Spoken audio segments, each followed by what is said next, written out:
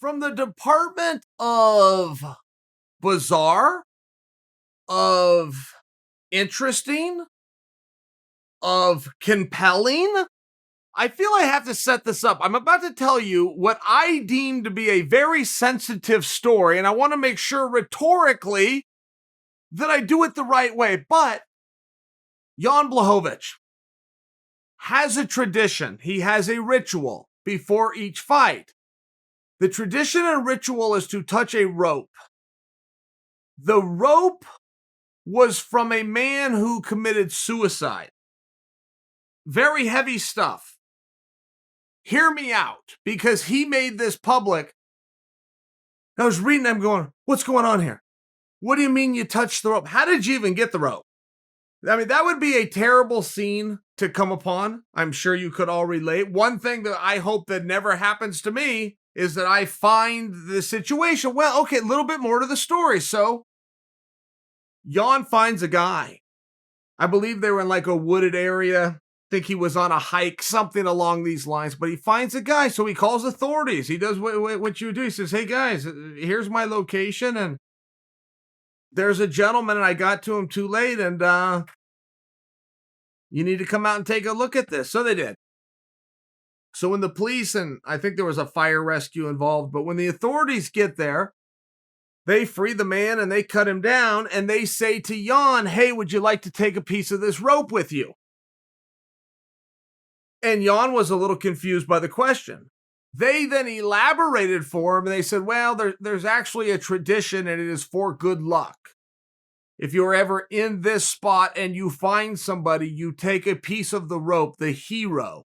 The first responder is the one that has the right to this. That's you. And you take this rope with you as a memento. Now, it's not a memento of a positive situation. It is a memento of something tragic and dangerous that might seem simple. It might seem harmless, but when applied the wrong way, can have very dire results. But there is a tradition and there's a history behind this. And would you like us to cut a piece of this and give it to you? So he did. He took it. And he said that before each and every fight, he goes and he grabs that rope. And he thinks about the people who aren't here. He thinks about this gentleman, this total stranger, who dealing with whatever he was dealing with made a decision.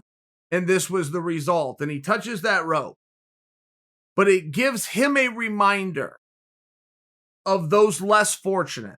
It gives him a reminder that even though he is getting ready to go into battle, he is going to battle under the unified rules with a reasonable expectation that at the most he has a little bit of prestige lost, a little bit of ego taken away, but that it isn't the end of the world, and it's certainly not the end of his world. And I bring this to you, and before I did bring it to you, I kind of thought long and hard about that. But I thought the reasoning behind it and the authoritative bodies who stopped Jan before leaving, thanked him for calling, thanked him for doing his civic duty, thanked him for letting this person, whoever he was and whatever next of kin he has, to be identified and told. But they also thought that there was something meaningful about having a keepsake and a memory. Something very dark, something that you would really hope that you would never come across. But they were right. It did mean something to Jan. And whatever strength or whatever mental place it puts him, it's certainly unique. And it's a story I thought you should hear.